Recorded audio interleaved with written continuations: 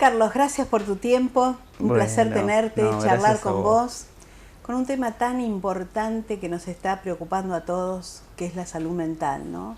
Exacto. Pero a mí me gustaría saber un poquito tu historia, cómo llegás a interesarte por esta profesión tan importante en la vida del ser humano. Bueno, a ver, yo empecé primero con otra carrera, ¿no? Mi pasión venía por el lado del fútbol y mis primeros años fueron pensar que podía hacer kinesiología. De hecho, hice 1 año y medio de kinesiología. Bueno, y no avanzó, no prosperó esa carrera. Y siempre tuve esta curiosidad de la escucha, de lo que le pasaba al otro. Bueno, se da la posibilidad de decir, bueno, se termina esta carrera, me voy a Mar del Plata, que en esa situación estaba mi hermana estudiando también, que de hecho es colega. Y bueno, era una cuestión de decir, bueno, vamos a abaratar costos y vamos a ver una carrera en el mismo lugar. Y ahí empiezo en Mar del Plata, en la universidad pública, en la Facultad de Psicología, a estudiar psicología.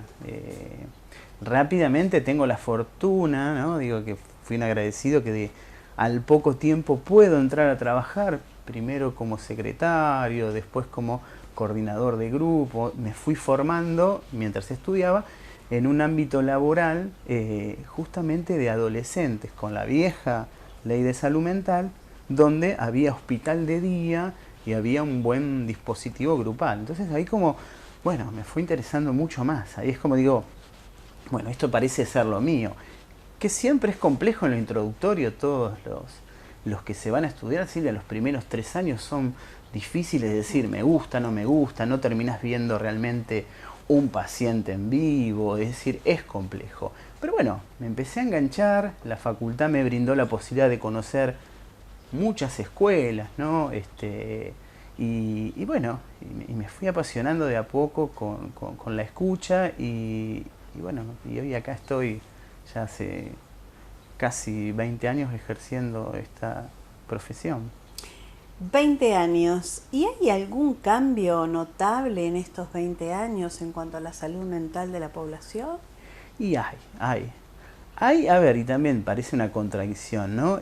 Queda poco este mito o prejuicio de yo no voy al psicólogo o el psicólogo es para los que entre comillas están locos. Todavía sigue figurando, parece muy raro, pero hay todavía cierta resistencia a que la gente quiera ir al psicólogo. Pero a su vez, en esto digo, bueno, hay mayor demanda, hay mayor consulta, mayormente todos los colegas que están acá están laburando todos. Hay un momento en esto de la salud mental que muchas veces se encuentran, me pasa, decir, bueno, necesito un turno, por favor, o si no, sugerime a alguien. Bueno, y está como colapsado el sistema. Te hablo de lo privado, imaginemos en lo público que no hay muchos lugares para hacer derivaciones tampoco, ¿no? Teniendo en cuenta también que la salud mental siempre fue como un paréntesis en lo que fue la salud general, porque las obras sociales generalmente no trabajan este tipo de terapia. La terapia, no, excepto obras sociales prepagas o buenas, las sindicales y todo eso es por reintegro, etcétera, etcétera, que a veces a una familia tipo con 2, 3 chicos se le hace difícil afrontar una terapia. Totalmente, es un gran costo. A ver, es una gran inversión en salud, pero al bolsillo y a los ingresos tan magros, la persona lo piensa 2 veces. Bueno, a ver, ¿cómo lo mando a terapia? A ver, es difícil. Y también esto que vos decís, en el tiempo, antes había cartillas de prestadores, donde, bueno, te avalaban la posibilidad de vos poder elegir dentro de un gran número de colegas y tener acceso. Hoy es difícil. Y también esa burocracia que a veces cansa al paciente, esto de necesito tal cosa para que me reintegren, bueno, ¿cuánto sale? Sí, el costo sigue siendo un tema también, Yo ¿no? creo que es uno de los temas que más hacen que la gente no acceda, porque en realidad cuando uno accede a una terapia, así no tengo un conflicto grave, es tan bueno para uno, para el crecimiento de uno, y especialmente hoy lo que están viviendo los adolescentes. Hay que tener en cuenta que nosotros nos toca vivir una revolución tecnológica que no es poca cosa, nos tocó vivir una pandemia que no es poca cosa, ¿no? Y digo, a ver, ¿cuántos jóvenes, Hay dos franjas etarias que a mí me preocupan bastante, que son los jóvenes y también los adultos mayores, ¿no? Sí. La vejez, la ancianidad, sí. Esta gente que entra en una depresión porque está sola, porque no tiene, que tampoco tiene acceso a estos lugares que tan bien les haría. Sí, y esto que decís, Silvia, estas dos franjas, ¿no? Qué importante en cuanto a la motivación, ¿no? Porque uno está al comienzo y al transitar de la vida, y esto al despegar adulto, decir, bueno, ¿qué hago? ¿Estudio, no estudio? Esto que planteas, la revolución tecnológica, hoy estamos atravesados por un montón de estímulos, bueno, que en otros momentos de la adolescencia no estaban, es verdad, nos vamos ayornando, vamos entendiendo qué es una red social, para qué sirve, todos los estímulos que se generan, pero a su vez también yo noto esta cultura del vacío, ¿no? Hay un adolescente que está lleno de absolutamente todo, pero después no tiene nada. Lo veo en la clínica, lo veo en consulta, esto de, bueno, me compré la Play, hice esto, lo otro, o no tengo esto que tiene el otro. El sentido de pertenencia, ¿no? Esto de pertenecer en cuanto al poder tener algo que también restringe un poco, ¿no? Hoy también hablamos de esta especie, ¿no? de clanes, en el sentido de los jóvenes que tienen modalidades, ¿no? Es decir, de vestimenta. No olvidemos que el adolescente, Silvia, es alguien que se está probando un ropaje que a ver cuál le gusta y cuál le queda para prepararse para la vida adulta, ¿no? Y se sufre mucho, y se sufre mucho en silencio, les cuesta mucho hablar, los padres entran en una cuestión casi de desesperación, decir, ¿qué hacemos? ¿Cómo? Y muchas veces ahí aparece la demanda del padre, y después hay que transformar esas demandas si el adolescente quiere voluntariamente, bueno, tener después la posibilidad de ese contacto con el psicólogo. Cuando se da es fabuloso, porque claro, después se genera esto de decir, bueno, no era tan malo ir al psicólogo. Carlos, y además creo esto de que el adolescente se mete en un mundo que no permite a los adultos entrar, y además los padres a veces decimos, no, pero mi hijo está en su cuarto, no sale, no se tiene malas juntas, y sin embargo, a través de las redes puede llegar a tener cualquier cosa. Infinidades de ¿no? conflictos. Que los padres no acceden a eso. No, porque también creo que, Silvia, como que hay como un respeto y hasta un temor hacia el adolescente, ¿no? Esto de hasta dónde no lo invado.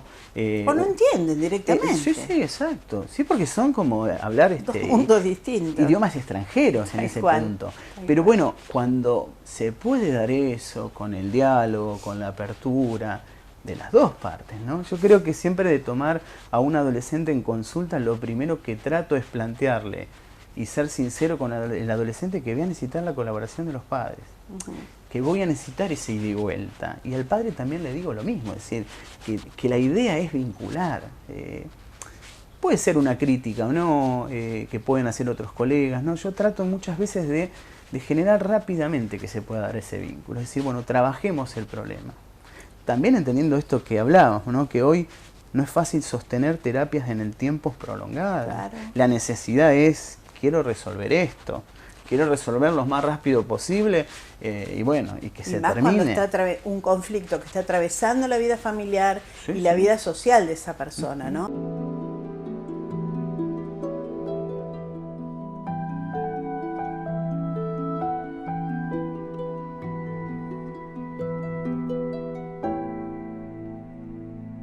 Y por otro lado, vos estás trabajando en la Fiscalía, que también te hace ver otro mundo, ¿no? Exacto. Porque ahí llega gente que quizás no tuvo acceso a una terapia, conflictos familiares profundos que terminan con mucha violencia, hasta con cosas muy perversas, ¿no? Sí. ¿Y cómo es trabajar así con ese tipo de situaciones? Y es difícil, ¿no? Uno maneja... en la formación hablamos de la disociación instrumental, de esto de entrar lo suficiente para poder salir. Pero somos seres humanos, ¿no? Hablábamos de lo contratransferencial, lo que se nos puede quedar adherido o pegado del otro en el marco de una terapia propiamente dicho, de un encuentro con el otro, ¿no? Somos seres humanos, por eso digo, es tan complejo, porque el mismo que está abordando también es el mismo que es atendido, o sea, es un encuentro vincular. esto que vos me decís, bueno, estoy sumamente agradecido de trabajar en ese ámbito. Si te tengo que ser sincero, no es el ámbito que más me formé. Lo mío es la clínica, pero en este tiempo me he tenido que formar porque trabajo colaborando en lo que es el Centro de Asistencia a la Víctima y en un cuerpo de instructores donde la temática principal son los delitos de integridad sexual. Entonces, bueno, ahí te encontrás con pequeños, con mucho sufrimiento, ¿no? Con daños muy complejos. Un abuso es una situación sumamente compleja del abordaje, ¿no? Hoy justo, ¿no?, me tocaba tomar testimonios de cámara GESEL, que logramos también esto de una modalidad que está buena, ¿no? Tratar de que con un equipo móvil podemos ir a la ciudad donde están los niños que han sido abusados. ¿Sí? Esta temática que implica no venir a un palacio que ya te inhibe. Exacto, esa mega estructura, vos ves que vienen de otros lugares y ¿esto qué es? Después encontrarse con uno. Yo juego mucho con el humor también. Digo, bueno, vienen a este lugar, se encuentran con esta cara, digo, uy, ¿cómo zafan de esta? Bueno, el humor como recurso también es algo que utilizo porque vivimos en el drama. El psicólogo, entre el drama y el sufrimiento, algo tiene que hacer también para salir de ahí. Carlos, ¿se ha incrementado el tema de la violencia familiar? De esto? Muchísimo, sí. Muchísimo. Porque, a ver, a veces decimos, no, lo que pasa es que ahora se sabe, por las redes, por lo que se ve en televisión, pero a mí me parece que no, que se ha incrementado. Si bien antes había una violencia doméstica, que esto que era como lo naturalizada, entre comillas, ¿no?, de la violencia de pegar a los niños o a las mujeres o a los hombres, también en algunos casos, me parece que ahora como que se ha incrementado esto. Sí, se ha incrementado y también, Silvia, lo que viene a complejizar mucho más son otros aditivos que vienen como por el costado de lo que es la violencia. Las adicciones también son complejas en ese sentido. Estadísticamente, cada vez que hacemos un informe victimológico y hablamos de decir, bueno, la víctima desgarrada en su narrativa dice, bueno, sí, me pega, me agrede, no me deja vincularme con otras personas. El tipo de violencias económicas, es decir, no dejar tener a la víctima acceso al dinero, a manejar un celular. La cantidad de... te podría decir que son muchísimas las denuncias. Es impensable para el habitante común. Exacto, sí. Y esto que vos decís de si se habrá naturalizado o no, siempre existió. Hoy hay más posibilidad de denuncia, hoy hay más visualización posiblemente, hoy hay otros canales donde poder plantear esto que pasa. Aparte, la escuela como institución está como bastante restringida a partir de que se tuvo que hacer cargo de lo que eran las necesidades básicas, como la alimentación, por ejemplo. Totalmente. Esos gabinetes que funcionaban antes, en una época, cuando había una psicopedagoga, un psicólogo, ha habido escuelas que tienen excepto, bueno, hay escuelas que tienen psicólogos, pero digo la media, la pública, no hay psicólogos en los gabinetes. Bueno, no hay recortes. Y hay instituciones, Silvia, que por suerte laburan muy bien. Hay proyectos pilotos en algunas secundarias de la localidad, donde también, mediante esto de que la Fiscalía me permite esto de ir a dar alguna charla, hablar de temáticas que también sufren mucho los adolescentes, cuando hablamos de esto del bullying.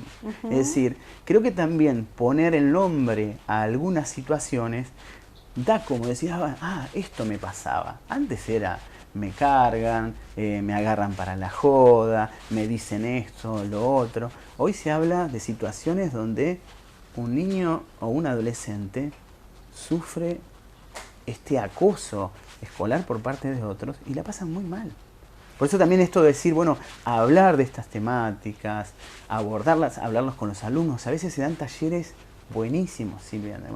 Muchas maestras, profesoras son muy creativas en esto de que los mismos adolescentes puedan poner, a veces hasta en un buzón anónimo, decir, bueno, esta pregunta, temas de la sexualidad, temas de las adicciones, tema de hoy un tema también muy candente que es las apuestas virtuales, el juego. Es decir, entonces te encontrás con un adolescente con un montón de cosas que le suceden y con adultos que dicen, bueno, ¿qué hacemos con todo esto? A ver, y no alcanza a veces solamente con el psicólogo. También. Claro, viste que a veces los padres desconocen también algunas situaciones como esto del juego virtual o las adicciones en sus propios hijos, hasta que no se manifiestan de una forma caótica que traen un problema a la vida cotidiana, ¿no?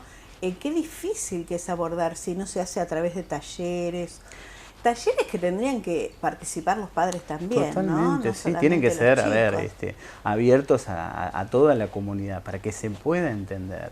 Porque indudablemente ese grado de sufrimiento después es lo que vos planteabas, esto de decir, bueno, a veces llegamos muy tarde. Llegamos cuando ya el pibe se endeudó, cuando se endeudó porque alguna cuestión de sustancias, porque hay situaciones de juego. Y ese sufrimiento... O autoagresiones, ¿no? Totalmente, terrible. Las famosas autolesiones, esto de decir del cortarse, el corte superficial que da la posibilidad de aliviar de alguna manera ese dolor, ¿no? A mí me apasiona el trabajo con el adolescente, pero bueno, implica esto de involucrarse y que el padre necesariamente también se involucre. Porque si no queda el adolescente solo, haciendo como el laburo. Y no puede. O el padre solo y tampoco puede. Carlos, ¿qué son las adicciones? Mira, las adicciones, podríamos pensarlo, esta necesidad compulsiva de tomar algo que me permita vivir de alguna manera, como una especie de quitapenas, ¿no? ¿Y salirte de la realidad? De alguna manera sí. Pero volvés inmediatamente. Claro, ¿no? Sí, obviamente. Es un mito. Desde el rock, desde tantos que él escriben a esto de, son segundos, minutos, ¿no? Es como, aliviar a veces un poco la realidad de alguna manera. Lo que pasa es que se transforma después en actos muy compulsivos y que generan un gran deterioro. Es decir, al principio dicen, lo puedo manejar y después se les va de las manos. Y se va de las manos, claro. Indudablemente, todo. También pensemos, Silvia, que si hablamos principalmente de esto que nos ocupa del adolescente, el adolescente también tiene una mirada sumamente narcisista y omnipotente de creer que indudablemente todo lo que decimos los adultos no va a pasar nunca. Y hasta que me jugaría a decir, no es que le mentimos, pero decir, eso a mí no me va a pasar. Yo puedo con todo esto. Hasta que, en algún punto está el quiebre de decir, realmente no puedo y necesito ayuda. Que ahí ese quiebre es fantástico cuando se da en el marco de la terapia, cuando vos convocás al adolescente y dice, sí, me entrego, me hago cargo. Y si hay también un ámbito que después afuera lo contenga, porque un quiebre en un adolescente que vuelve a su casa y en su casa hay una realidad patética de pobreza, de necesidades insatisfechas, de falta de una contención de una institución como la escuela, es más difícil. Sí, es complejo porque a veces es un círculo vicioso. Claro. Lo mismo que el famoso círculo vicioso de la violencia también, ¿no? Claro. Es decir, es como, perdono, me ilusiono. En la violencia pasa muchas veces esto. No lo va a hacer más. No lo hizo nunca. La necesidad de justificar, decir, no es tan malo, me pegó una sola vez, me quemó con un cigarrillo, pero no es un tipo malo, es un buen padre. Cuidado con eso también, ¿no? Con este discurso que hace como ir naturalizándolo. Y el tema que también implica de las instituciones, las que están, y con los pocos recursos que tienen, y que con eso hacen malabares, y todos los otros lugares que hoy no existen como tal. No hay una cuestión de política de salud, hablando de salud en general, de lugares propiamente dichos de adicciones, no son tantos los que hay. No. Hoy tenés una descompensación, por así decirlo, y terminás en lo que se puede hacer en un hospital público, ¿sí? Y sacándome el sombrero de las personas que laburan ahí, que con lo que tienen hacen, porque no es un lugar propiamente dicho para un adicto, para una patología dual. Hablo de patología dual, es decir, un componente patológico más una adicción. Es decir, es como una especie de curita provisoria, ¿no? Es decir, es compensar, contener y después, a ver a dónde se deriva. ¿Y qué pensás vos de la baja de imputabilidad de los menores? Y es un tema, no creo que eso solucione, ¿no? Cuando no tenemos infraestructura exacto. apropiada, ¿no? ¿Dónde los vamos a poner? Exacto, que de hecho hoy no hay lugares, ¿no? Sería acrecentar mucho más, ¿no? La posibilidad de que se amontonen adolescentes, esta cuestión de la punibilidad. No coincido en ese punto. Sí de otras políticas en cuanto a otras medidas para poder trabajar, ¿no? En cuanto a la justicia penal de menores, pero no me parece que esa sea la solución. La solución tendría que venir de otro lugar. De esto que hablamos, ¿no? De pensar de, bueno, ese chico ya llega ahí con toda una historia, claro. Es decir, ya es parte de su vida el acto delictivo. Exacto. Porque tampoco puede compartir una celda con una persona de 40 años que ya tiene una experiencia carcelaria que, bueno, va a salir peor de lo que entró, ya lo sabemos. Y esto de, bueno, a veces el mito, ¿no? Que se elabora mucho de resocializar y demás, es difícil, ¿no? Es como decir, bueno, habría que laburar de lleno con lugares más específicos para las problemáticas. Creo que es una planificación, no es bajo la edad, es, a ver, hago esto, son muchas cosas simultáneas que hay que hacer para poder lograrlo. Pero también al que le matan a un hijo o al que le matan a un familiar, está pidiendo por todas estas cosas, ¿no? Estamos bastante, otra vez, con una dualidad en la población bastante importante, ¿no? Con ese tema. Sí, con esto parece... Esto del tema de Silvio Rodríguez, de Pablo Milanés, esto de la vida no vale nada, es decir, es poco. En el sentido, por eso también, ¿cómo motivas para que la vida tenga sentido? Claro. De motivar a un adolescente a decir, bueno, podés estudiar, podés tener este oficio, podés hacer esto, lo otro, donde los estímulos, Silvia, están en, bueno, lograr plata fácil, la inmediatez está todo el tiempo. En la publicidad, hace esto, lo otro, te convertís en millonario en breve. Me parece que va por ese lado también, ¿no? De que no hay esto de un proyecto en cual uno pueda enfocar a los adolescentes. Pero bueno, a ver, yo no me doy por vencido, creo que se va a dar. No, claro. Esto de laburar, de poner... de volver a los sentidos de pertenencia, los espacios de los clubes, los espacios grupales, las amistades, los vínculos. La familia, ¿no? Si es un sostén importante, decir, bueno, a ver, es lo que debe sostener a uno, la familia, ¿no?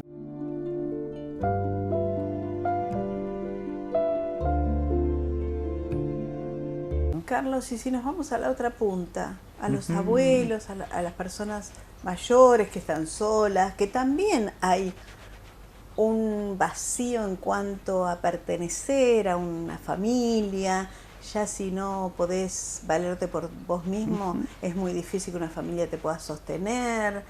Esta gente que hoy en día no alcanza con los medios económicos porque, vamos a decir la realidad, una jubilación en nuestro país es insostenible para cualquier persona. Totalmente. Que tenga que vivir sola, ¿no?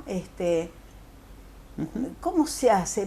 Entras en una depresión, no podés viajar. A ver, en los países más desarrollados, la realidad es que el anciano o el abuelo, el adulto mayor, tiene calidad de vida. Exacto. Y le dan para viajar, le dan para, no sé, a costas donde va al solcito, un montón de cosas, ¿no? Pero en nuestra realidad, ¿qué pasa con toda esa gente? No, esa es como al revés, es prepararte, o sea, como que si uno dice la transición, la adolescencia, la adultez, bueno, voy transitando, pero después llego al ocaso, al momento donde vos decís, tendría que esperar estar tranquilo, no tener que ir corriendo a PAMI, hacer un recurso de amparo para ver si me dan o no me dan un medicamento, si tengo o no una prótesis, es decir, es muy doloroso. Es muy doloroso porque a su vez también se está dando esto de no todos los hijos hoy tienen la posibilidad de ayudar. Claro.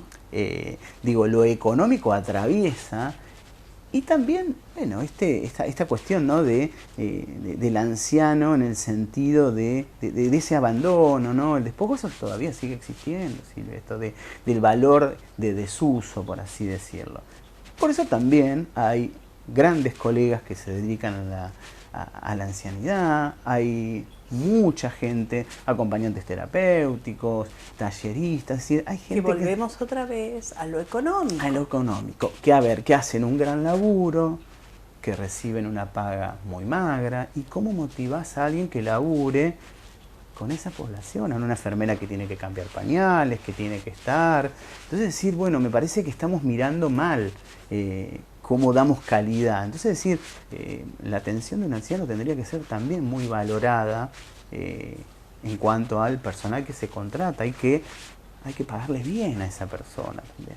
Claro, tenerla bien para que pueda cumplir un rol bien. Exacto. No estar renegada Sí. o gente que no cumple con las expectativas de ese trabajo, de esa profesión, Totalmente. que es cuidador, que vos tomás a cualquier persona y no está preparada. Carlos, otro de los temas también es la depresión en el adulto, en la persona que está inserta en el mercado laboral, que lo despiden, que no sabe cuánto va a cobrar, que si llega, que la boleta, que está todo atravesado por la economía generalmente, y no.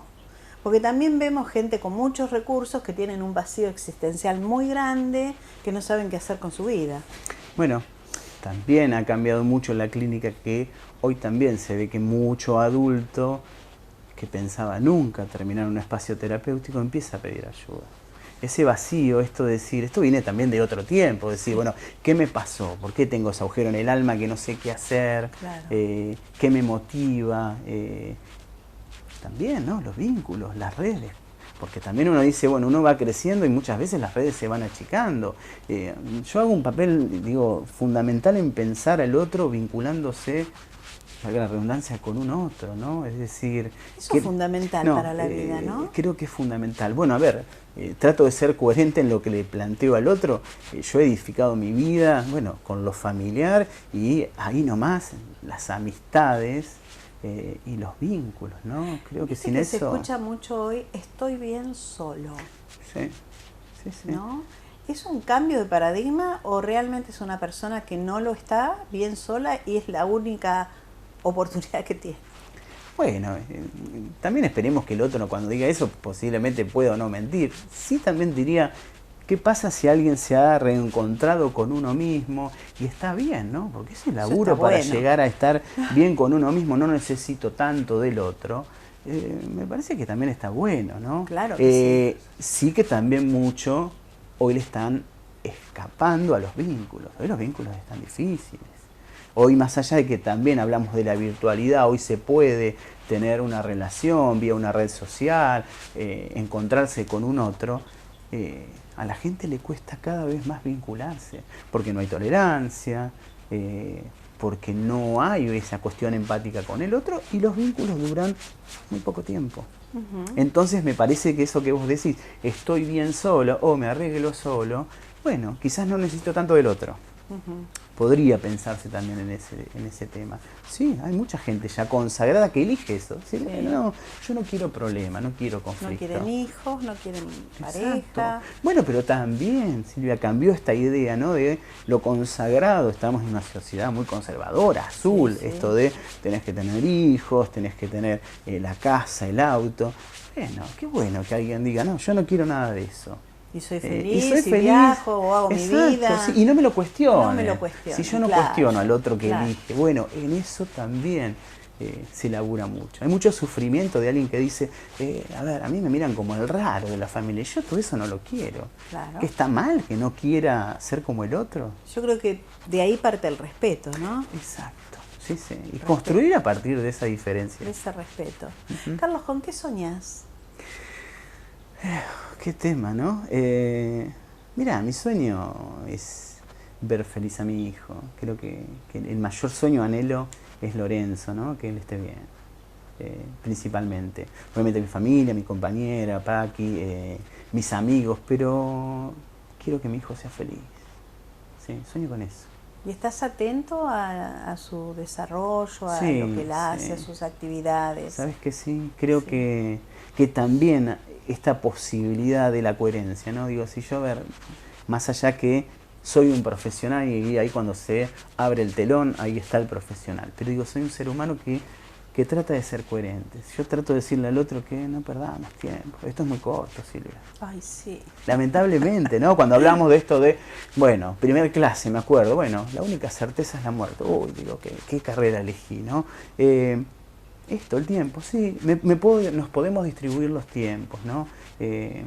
Con Lorenzo trabajamos muy en esto de equipo, con Paqui, con su madre, y me tomo los tiempos para poder estar con él y para compartir cosas, pasiones, ir a la cancha, ir a un recital. Sí, eso es maravilloso. Disfrutar del Sí, tiempo, ¿no? totalmente. Porque uno no sabe hasta cuándo está y realmente esto de perder tiempo quejándose y lamentándose, es mejor buscar soluciones a las cosas y porque a su vez es disfrutar. contagioso, Claro. creo que esto del ejemplo, ¿no? La buena energía es contagiosa. Sí, y esto también, ¿no? Y también creo esto del ejemplo lo utilizo mucho en pensar al revés, ¿no? Porque cuando un padre plantea, me pasa esto con mi hijo, lo invito al revés, a que él le diga a su hijo, bueno, a ver, y yo como papá, ¿qué estoy haciendo mal? Eso de invertir un poco la demanda está buenísimo. Y a veces se dan situaciones vinculares muy tensas, pero bueno, después termina el abrazo, el llanto. Eso es algo que también disfruto mucho cuando se revinculan algunas personas, ¿no? Eso creo que la revinculación es fundamental, ¿no es cierto? En todo, en todas las relaciones. En todo, sí, sí. En las que se pueden, en las que no, obviamente que hay vínculos que están, bueno, ya con alguna fecha de caducidad y bueno, no se pueden, se han intentado, pero bueno, mientras se pueda construir con el otro, eso es importantísimo y yo lo valoro un montón.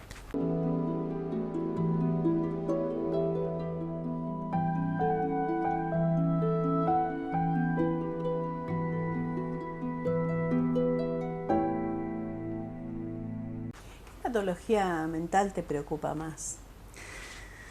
Mira, me preocupan mucho las adicciones en este punto y a ver, y las patologías extremas, ¿no? La psicosis, la esquizofrenia, los nuevos brotes psicóticos que hay, es decir, hay muchas alteraciones hoy que existieron siempre, el paciente más borderline, sobre todo en los adolescentes, y también que a veces no se arriba a un diagnóstico. Si bien el diagnóstico podría pensarse en un etiquetamiento, ¿no?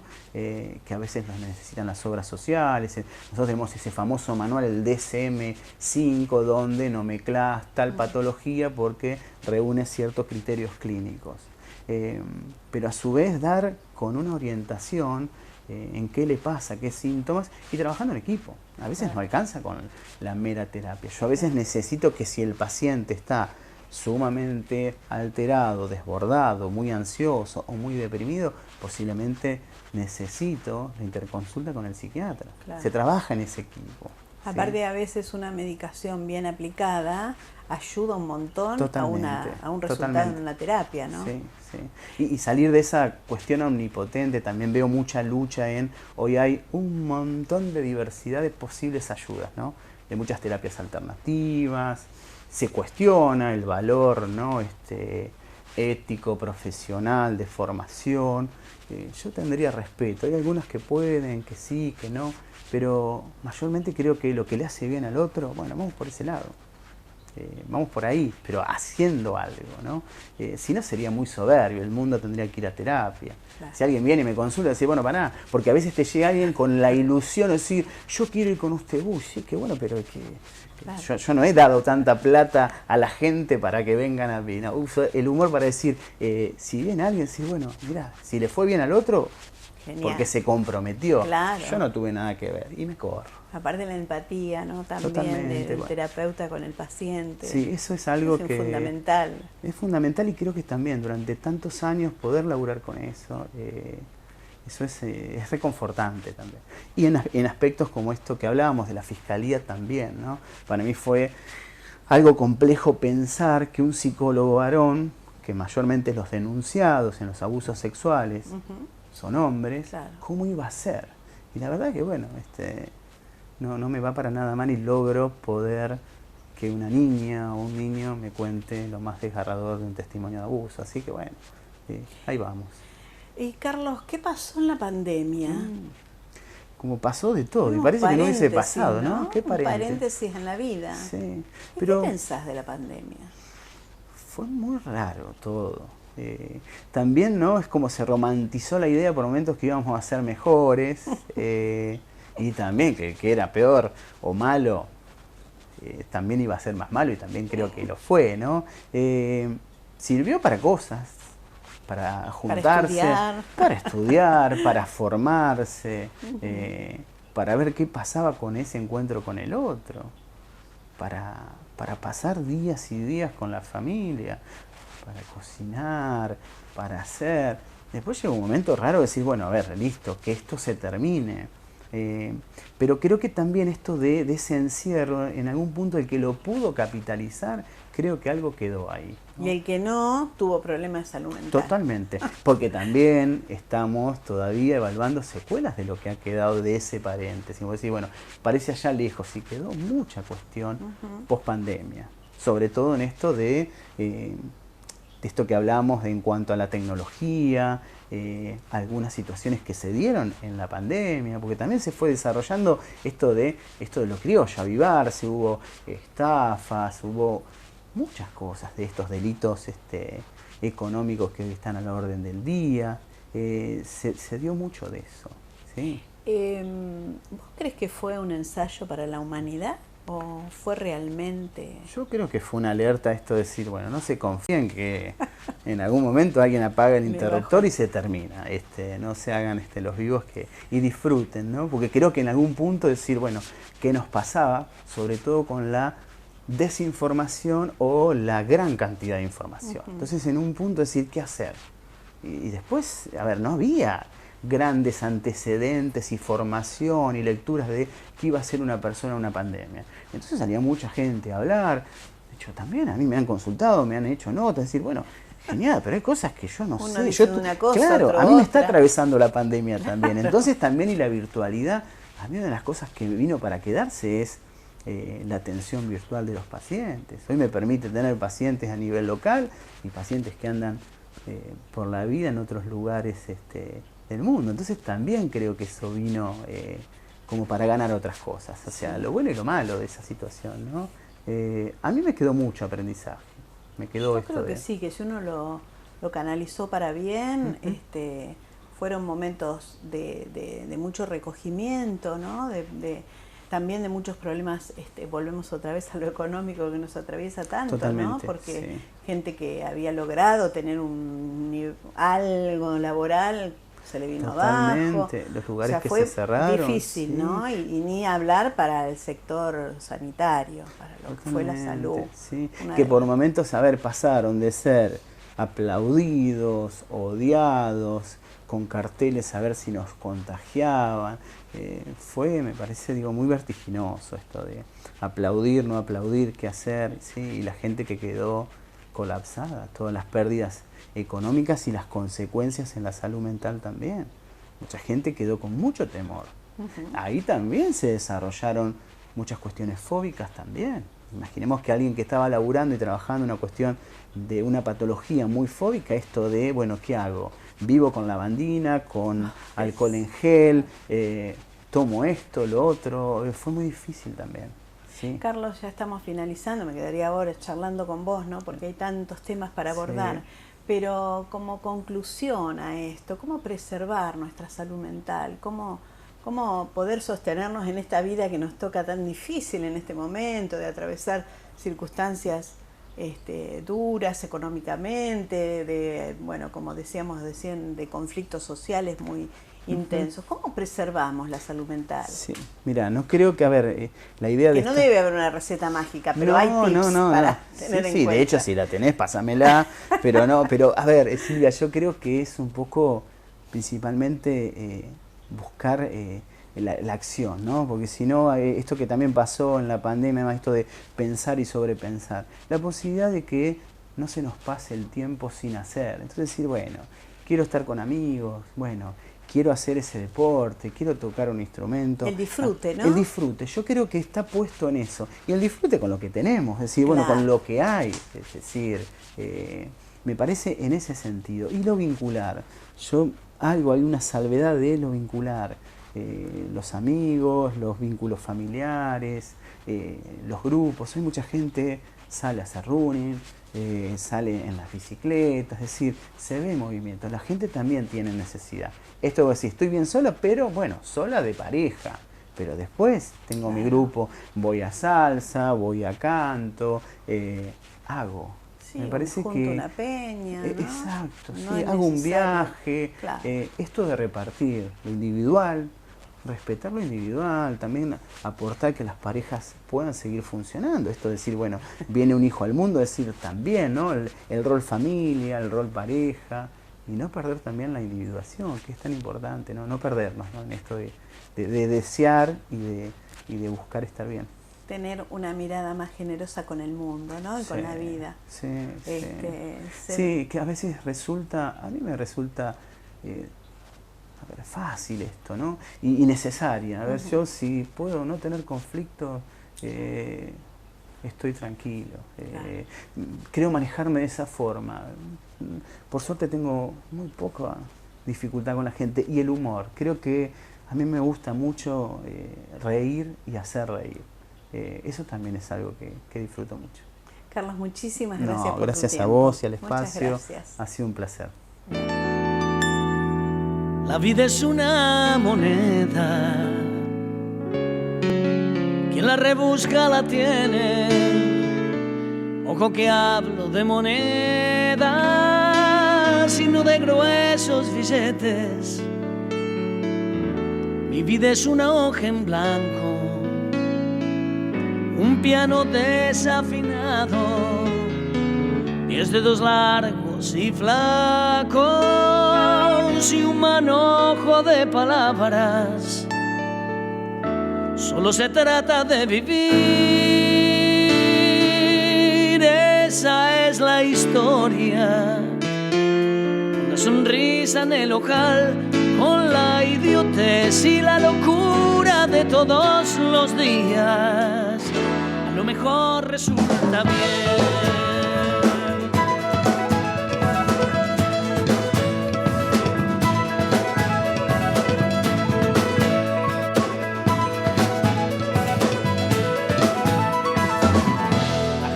Sueña que sueña, la calle sigue que sigue, el taxi gira que gira, el cielo y la ancha avenida. Los días cantan la historia del hombre al borde del hombre. Los días cantan mañana, los días no tienen miedo.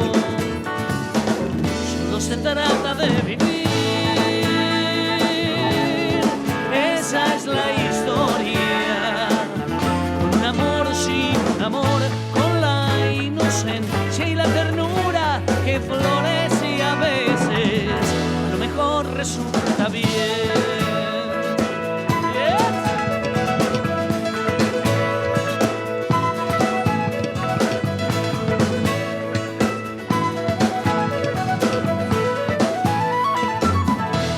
Se inunda el asfalto de sensaciones profundas. Cosemos bien nuestro ahogo, que es nuestra imagen fecunda. La vida es una moneda, quien la rebusca la tiene. Ojo que hablo de moneda, sino de gruesos billetes. Solo se trata de vivir, esa es la historia. Un amor sin amor, con la inocencia y la ternura que florece a veces, a lo mejor resulta bien. Solo se trata de vivir, no, esa es la historia. La sonrisa en el hogar,